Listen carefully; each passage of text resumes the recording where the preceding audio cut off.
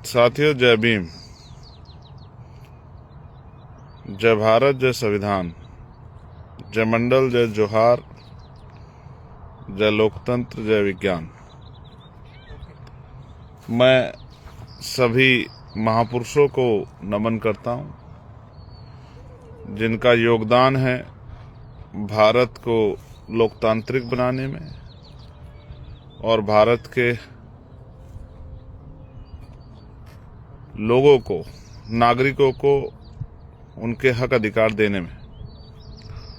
मैं इन दिनों अमेरिका में हूं और यहाँ पर डॉक्टर बाबा साहब अम्बेडकर जी की बर्थ एनिवर्सरी यानी कि उनकी जयंती के कार्यक्रम में एज ए चीफ गेस्ट मुझे आने का मौका मिला है। ये भी सच है कि मैं यहाँ हूँ, मेरा शरीर यहाँ है, लेकिन मेरा पूरा ध्यान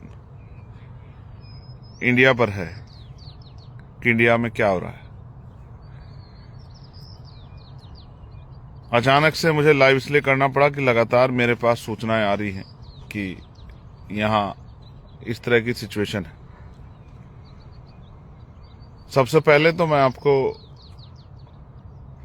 विश्वरत्न महिलाओं के मुक्तिदाता, करोड़ों करोड़ों भारतीयों को जबान देने वाले, इज्जत की जिंदगी देने वाले डॉक्टर बाबा साहब अम्बेडकर जी की जयंती की हार्दिक बधाई देता हूं। जब हम यहाँ हैं तो हमारे समय में लगभग 12.5 घंटे का फर्क है। मैं कैलिफोर्निया में हूं और यहाँ लगभग जो है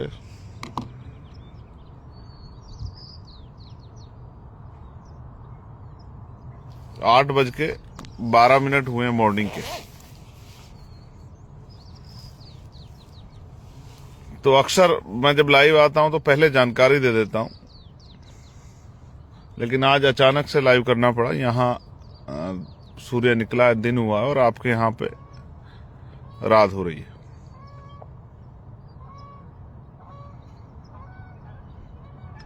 मैंने वहां से यहां तक का सफर किया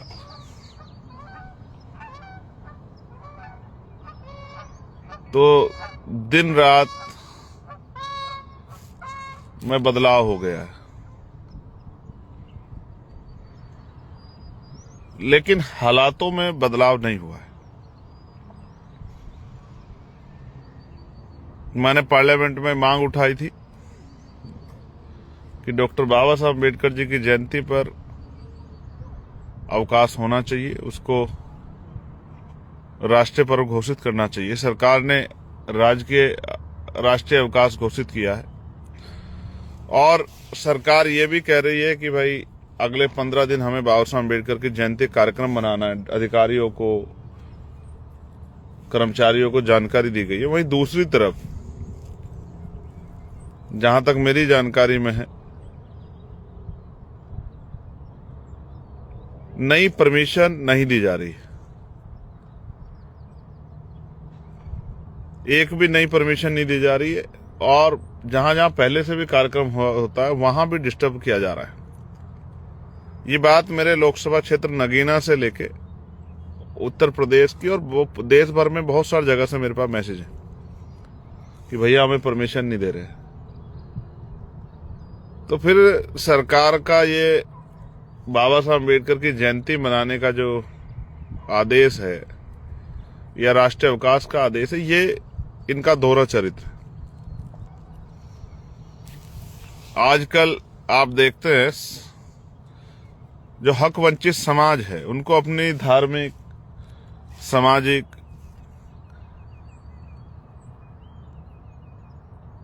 कार्य करने की भी परमिशन लेनी पड़ती है।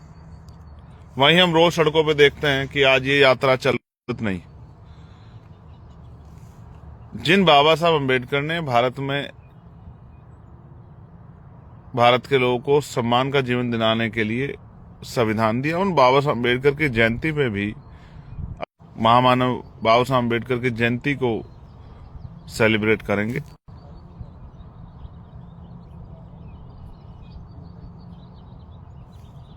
लेकिन आज के लिए उन परेशानियों को समझते हुए एक जानकारी मेरे पास ये भी है कि कई जगह पर जो है, कई डिपार्टमेंट में छुट्टी भी नहीं दी गई। जैसे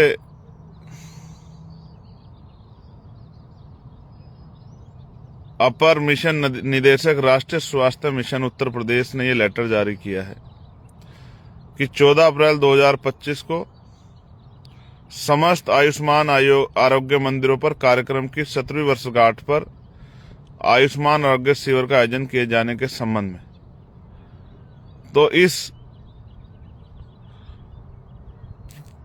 मिशन से जुड़े हुए उन लोगों को जो डॉक्टर बाबा साहब अम्बेडकर में आस्था विश्वास रखते हैं, उनको बाबा साहब अम्बेडकर की जयंती मनाने की आजादी नहीं।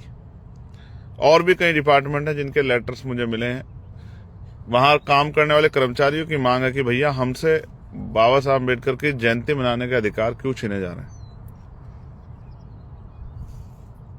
ये भी एक कड़वा सच है कि औरों के लिए बाबा साहब अम्बेडकर चाहे फैशन हो या सिर्फ संविधान निर्माता हो या सिर्फ महापुरुष हो, हमारे लिए बाबा साहब अम्बेडकर भगवान से भी बढ़कर हैं। इसलिए मैं सरकार से पुनः ये मांग करता हूं कि देश भर में जहां भी हमारे लोग बाबा साहब अम्बेडकर की जयंती का कार्यक्रम, शोभा यात्रा का कार्यक्रम करना चाहते हैं, अगर सरकार का चरित्र दोहरा नहीं है तो उनको परमिशन देनी चाहिए, उनको सहयोग करना चाहिए, जिससे कि वो डॉक्टर बाबा साहब अम्बेडकर की जयंती के इस अवसर पर अपने और अपने बच्चों के साथ इस जयंती के कार्यक्रम का लाभ ले सके, आनंद ले सके और अपने बच्चों को बाबा साहब अम्बेडकर के बारे में जानकारी दे सकें। जैसे उत्तर प्रदेश सरकार ने तो एक ऑर्डर वो किया है कि भाई इस दिन प्रतियोगिताएं होंगी और उनमें शेड्यूल कास्ट के बच्चे भाग लेंगे, जैसे बाबा साहब अम्बेडकर सिर्फ शेड्यूल कास्ट के हैं। ये सरकार की मानसिकता है, ये सरकार की ओछी मानसिकता है, दोहरी मानसिकता है। सरकार बाबा साहब अम्बेडकर को सिर्फ दलितों तक ही जोड़ के रखना चाहती है। क्या बाबा साहब अम्बेडकर ने सिर्फ दलितों के लिए काम किया? क्या उन्होंने आरबीआई की स्थापना में रोल नहीं अदा किया? क्या उन्होंने भाखड़ा नागल डैम के प्रोजेक्ट में अपना रोल नहीं अदा किया? क्या महिलाओं को की मुक्ति का रास्ता उन्होंने नहीं खोला, उनको बराबर के अवसर नहीं दिए? क्या उन्होंने मैटरनिटी लीव महिलाओं को, क्या उसका रास्ता नहीं खोला? क्या उन्होंने 8 घंटे लेबर के लिए काम हो, क्या उन्होंने इसका रास्ता नहीं खोला? क्या उन्होंने देश को फ्रीडम ऑफ स्पीच और फ्रीडम ऑफ एक्सप्रेशन नहीं दिया? ये समझने की विषय है। क्या धर्मनिरपेक्षता बाबा साहब अम्बेडकर ने संविधान में सब लोगों के लिए नहीं की? क्या कमजोर वर्गों में SC ST OBC के लिए रिजर्वेशन और अन्य जो है अवसर तैयार नहीं किया? क्या देश के लोकतंत्र में हिस्सेदारी का अधिकार बाबा साहब ने नहीं दिया? तो उन्होंने तो सबके लिए किया, लेकिन सरकारों ने, इस सरकार ने भी और पुरानी सरकारों ने भी उनको सिर्फ और सिर्फ दलित वर्ग तक सीमित रखने का प्रयास किया। ये ओछी मानसिकता, दोहरी मानसिकता अब जगजाहिर हो चुकी, जिसमें 12 अप्रैल की रात 10 बजे भाई देवी शंकर को बोझा ढोने के बहाने गेहूं के खेत में ले गए और फिर वहां उसकी जली हुई लाश बरामद हुई। परिवार का कहना है कि उसको जला के मार दिया गया। पुलिस जांच करेगी और हो सकता है पुलिस ये भी कह दे कि वो खुद से जल के मर गया। लेकिन सच ये है कि आज भी भारत में दलितों, पिछड़ों, आदिवासियों, मुसलमानों, जैनों, सिखों, बुद्धिस्टों, ईसाइयों पे अत्याचार धर्म और जाति के आधार पर होता है। यानी कि गैर बराबरी नहीं। तो मैं प्रयागराज प्रशासन से मांग करूंगा कि आप निष्पक्ष कार्रवाई करके उस परिवार को न्याय दिलाने का काम करें।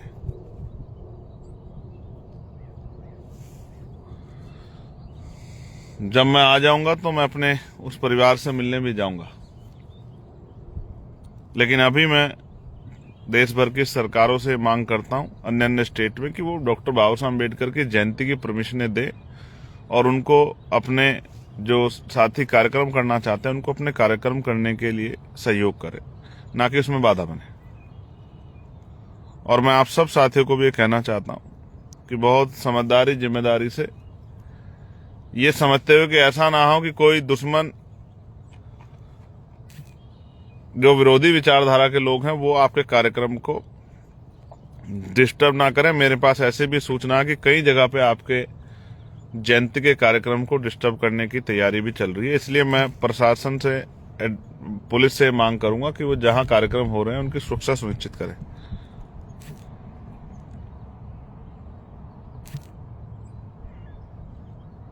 बाकी मैं पुनः आप सबके लिए मंगल कामनाएं करता हूं कि महापुरुषों का आशीर्वाद आप पे बना रहे, और आपसे भी अपील करता हूं कि खूब अच्छी पढ़ाई करें, अपने रोजगार करें,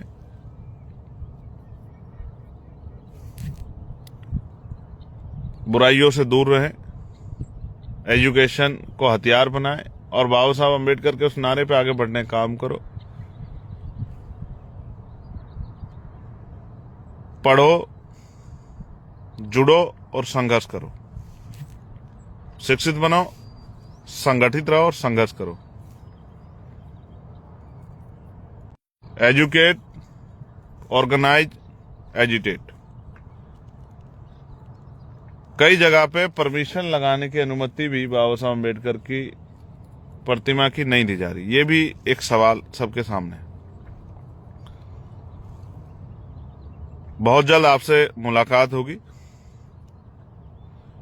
यहां जो अमेरिका, अभी हम लोग बेरिया में हैं, कैलिफोर्निया में, उसके बाद आगे कई जगह के कार्यक्रम है, Sacramento, Seattle, Las Vegas, Indiana, Chicago, New York. लेकिन मैं यहां से भी आपसे कहूंगा कि यहां तो मैं उन जगहों को नमन करने आया हूं जहां बाबा साहब ने पढ़ाई की है, जहां बाबा साहब ने अपना जीवन जो है योगदान दिया है, जहां बाबा साहब अम्बेडकर की स्टैचू जो है उनके योगदान की वजह से स्थापित की गई है। लेकिन मैं आपसे भी प्रार्थना करता हूं कि आप भी समझदारी दिखाते हुए, बुराइयों को छोड़ते हुए शिक्षा के रास्ते से आगे बढ़े, डॉक्टर, इंजीनियर, IAS, IPS, वकील, जज बने। मेरे मन में यहां आके लोगों का जीवन देख के ये भाव पैदा होता है कि वहां आत्मसम्मान का जीवन गरीबों को नहीं मिल रहा है। तो जब तक आपको सुख सुविधा सम्मान का जीवन नहीं मिलता तब तक हम लोग रुकने वाले नहीं। ये बात भी मैं आपको स्पष्ट कर रहा हूं।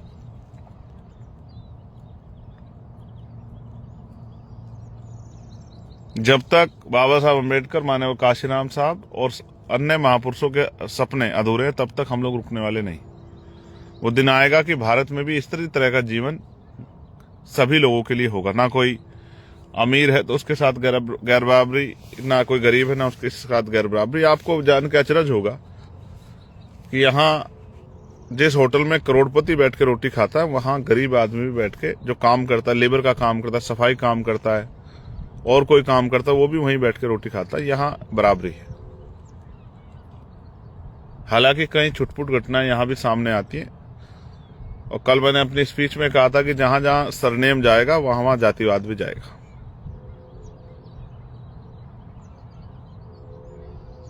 मैं आप सब से प्रार्थना करता हूं बहुत समझदारी से अपना कार्यक्रम करें, और मैं फिर आपसे कहूंगा कि यहां दुनिया को देख के बड़ी मन में खुशी होती है, लेकिन अपने देश के हाल देख के मन में बड़ी पीड़ा होती है। तो जब तक वहां रहने वाले लोगों को इज्जत सम्मान की जिंदगी और उन पे होने वाले जुल्म को हम लोग जड़ से खत्म नहीं कर देते। जब तक वहां गैर बराबरी खत्म नहीं हो जाती तब तक हमारा संघर्ष जारी रहेगा। आपका भाई एडवोकेट चंद्रशेखर आजाद आप सबके लिए मंगल कामनाओं के साथ और आशा और उम्मीद कि ऐसे ही आपका सहयोग मुझे बना रहेगा। जय भीम। इस बीच में जो कार्यकर्ता पदाधिकारी वहां मेरी गैर मौजूदगी में काम कर रहे हैं उनसे भी आग्रह करूंगा कि वो डटकर काम करें। कहीं कोई घटना होती है, कहीं भी कोई परेशानी होती है तो अपने साथियों की ताकत बनने का काम करें। घबराएं नहीं, डरे नहीं। जय भीम, जय भारत।